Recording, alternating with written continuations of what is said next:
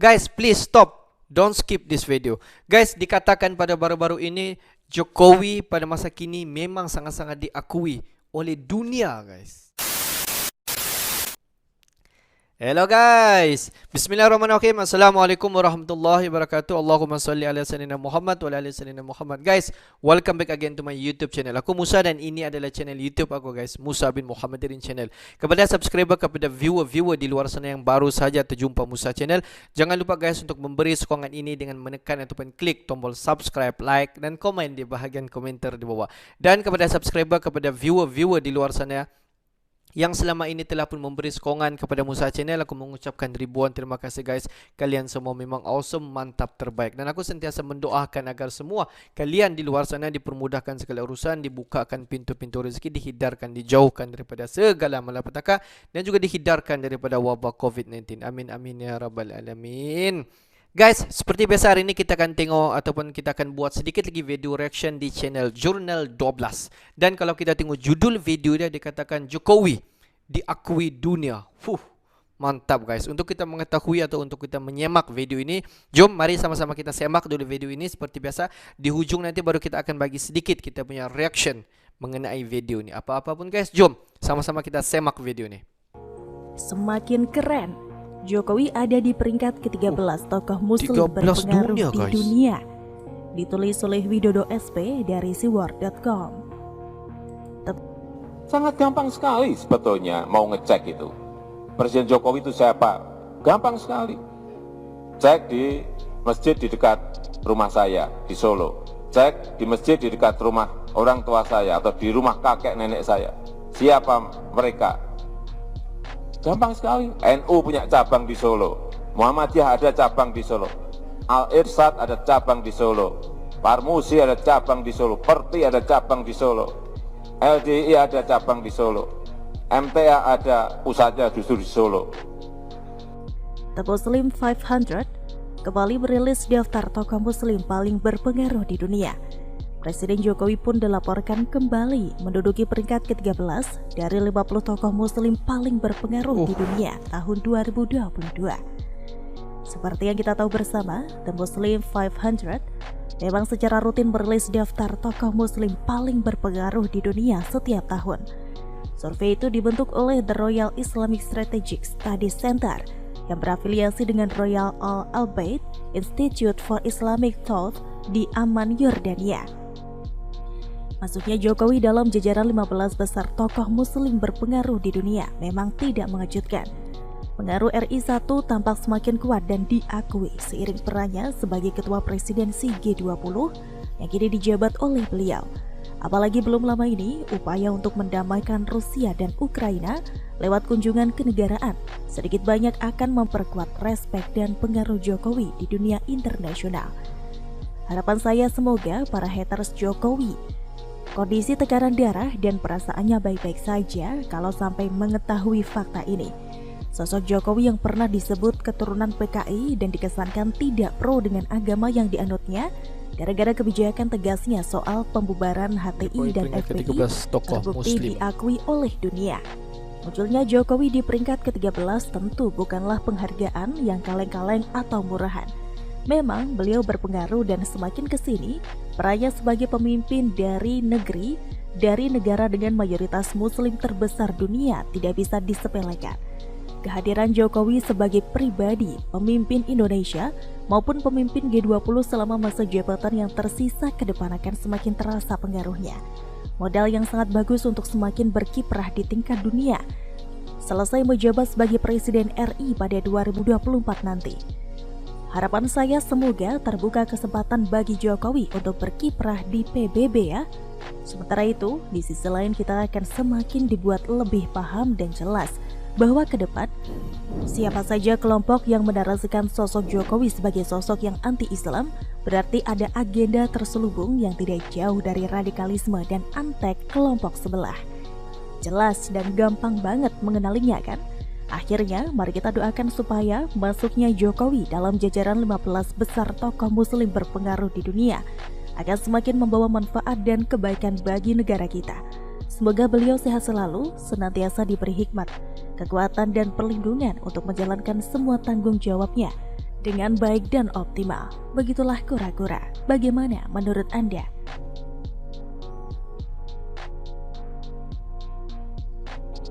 Untung banyak, ekspor Indonesia pecah rekor di era Jokowi. Surplus 26 bulan berturut-turut tembus 5 miliar US dollar. Sukses. Sedangkan kalau saya bandingkan dengan kondisi April tahun 2021, itu naik sebesar 47,76%. Ya, jadi secara mantuman naik 3,11% dan secara Y on Y naiknya 47,76%. Karena kita stop dan muncul yang namanya industrial downstreaming, hilirisasi, industrialisasi. 2021 kemarin ekspor kita karena sudah dapat bentuk setengah jadi dan jadi menjadi 20,8 miliar US dollar. Artinya dari 15 triliun melompat kepada kurang lebih 300 triliun. Badan Pusat Statistik BPS kembali melaporkan neraca perdagangan Indonesia Juni 2022 mengalami surplus 5 miliar US dollar. Surplus terjadi karena neraca ekspor lebih besar daripada impor. Kepala BPS Margo Yuwono mengatakan ekspor pada Juni 2022 tercatat 26,09 miliar US dollar. Sementara impor di bulan Juni senilai 21 miliar US dollar, naik 12,87% dibandingkan bulan lalu. Nah, hal itu disampaikan Margo dalam konferensi pers Jumat 15 Juli. Dengan demikian Indonesia kembali mengalami surplus perdagangan karena ekspor lebih besar daripada impor. Diketahui pada bulan ini, RI mengalami surplus perdagangan sebesar 5 miliar US dollar. Data surplus neraca perdagangan Indonesia menunjukkan dari awal 2022 mengalami kenaikan yang signifikan. Contoh perbandingannya, dari bulan Mei 2022, surplus 2,9 miliar US dollar menjadi surplus 5 miliar US dollar di bulan Juni 2022. Margo melanjutkan secara tahunan ekspor juga naik 40,68% dibandingkan dengan Juni 2021 lalu yang di kisaran 22,71%. Komposisi ekspor ditopang migas dan non-migas. Margo merinci menurut sektornya, ekspor migas naik 2,45%, pertanian kehutanan 23,30%, industri pengolahan 29,21%, dan pertambangan 6,22%. Akhirnya, setelah wabah pandemi COVID yang sempat melumpuhkan pondasi perekonomian negara, Indonesia dengan wajah baru kembali bangkit dari keterpurukan dan kelesuan ekonomi. Indonesia termasuk negara yang berhasil dalam menangani pandemi. Hal ini diyakini akan mempermudah untuk mengakselerasi perekonomian pada 2022 ini. Di bawah komando Presiden Jokowi, negara kita mulai reformasi struktural yang paling fundamental dan komprehensif di tahun lalu. Dari langkah-langkah hilirisasi yang berlangsung besar-besaran pada 2021, pemerintah secara bertahap menghentikan ekspor bahan mentah mineral dan batu bara atau minerba dan mendorong hilirisasi dalam negeri sehingga pertumbuhan ekonomi dapat dirasakan saat ini. Alih-alih terus menjadi bebek lumpuh, Indonesia memasuki tahun 2022 dengan pondasi ekonomi yang semakin baik, memilih untuk bangkit. Mewarisi semangat perubahan yang lebih baik, Presiden Jokowi optimistis pertumbuhan ekonomi Indonesia di tahun ini akan lebih baik daripada sebelumnya. Dan hal itu terbukti dengan naiknya neraca perdagangan Indonesia yang semakin signifikan dari bulan ke bulan. Sekali lagi, Jokowi mampu membuktikan bahwa dirinya mampu membawa dan menularkan semangat perubahan bagi Indonesia. Tak melulu tentang pencitraan, melainkan pembuktian dengan kerja keras dan pencapaian yang memuaskan. Kalau pertumbuhan ekonomi Indonesia makin naik begini, kadrun-kadrun pada mingkem nggak ya? Atau semakin kelojotan? Karena trik-trik menjatuhkan nama baik presiden hanya tinggal kenangan. Kan kasihan. Tapi yang gak heran juga sih kalau ada orang sebaik dan sejenius Pak Jokowi masih aja ada pembencinya. Kan kata pepatah, orang baik pun banyak yang benci karena iri. Iri Jadi guys, wajar-wajar iri. aja sih kalau ada model orang kayak Rocky Gerung yang nalarnya buntung, Rizal Ramli yang biasa jualan narasi pemerintahan Jokowi nggak becus, kayak Roy Panci yang bisanya nyinyir Jokowi hanya nyusahin rakyat. Mereka tak lebih dari barisan kadrun yang kehilangan panggung, makanya cuma menjual narasi murahan dan busuk yang mereka wariskan hanya pembodohan publik dan ujaran kebencian. Sedangkan sosok Jokowi tetaplah tenang ketika model-model kadrun seperti mereka menyerang dengan narasi murahan. Lagian buat apa coba direspon berlebihan, namanya juga tong kosong nyaring bunyinya. Kalau dipukul ya suaranya bakal tong tong tong. Bagaimana menurut Guys, kalau kita tengok di dunia ini banyak negara guys dan banyak pemimpin-pemimpin, dan kalau kita tengok setiap pemimpin ini mempunyai kehebatan masing-masing. Dan tidak dapat dinafikan setiap pemimpin-pemimpin di dunia ini banyak yang boleh dikatakan hebat-hebat guys. Tetapi kalau kita tengok setiap pemimpin ini mempunyai masing-masing kelebihan. Tetapi Presiden Indonesia, Presiden Jokowi dapat dikatakan peringkat ke-13 tokoh Muslim yang paling berpengaruh di dunia guys. Kalau kita tengok tangga ke-13 ini bukanlah satu tangga yang senang untuk didapati oleh mana-mana pemimpin di dunia.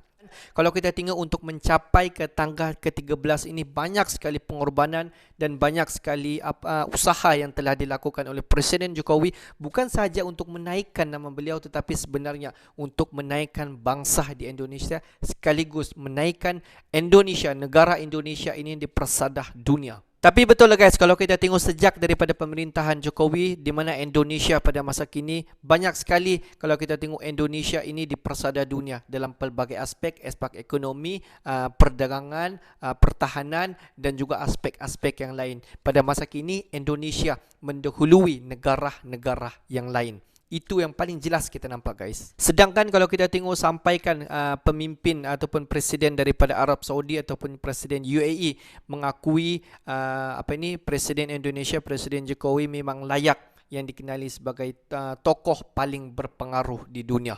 Di mana kalau kita tengok pengorbanan Jokowi ini, banyak sekali negara-negara di luar daripada sana menghormati ataupun mengagumi bagaimana corak pemerintahan Jokowi dalam mentadbir urus Indonesia dan juga menjaga hubungan-hubungan baik di antara negara-negara yang Indonesia jalinkan. Itu kita nampak dengan jelas sekali.